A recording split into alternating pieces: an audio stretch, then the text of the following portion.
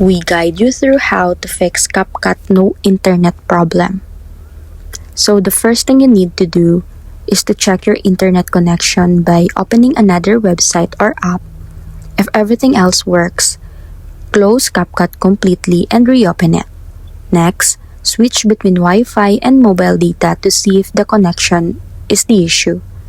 If you're using a VPN, turn it off because it can sometimes interfere with CapCut.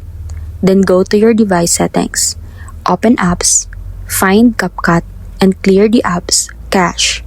Don't clear your data unless you are sure your projects are backed up. After that, restart your phone or computer and open CapCut again. If the problem continues, check if CapCut has an available update and reinstall or install the latest version. You can also try logging out and signing back into your CapCut account. And finally, if CapCut still says no internet, the problem could be a temporary server issue, so wait and try again later. By following these steps in order, and in most cases, you'll be able to get CapCut connected again.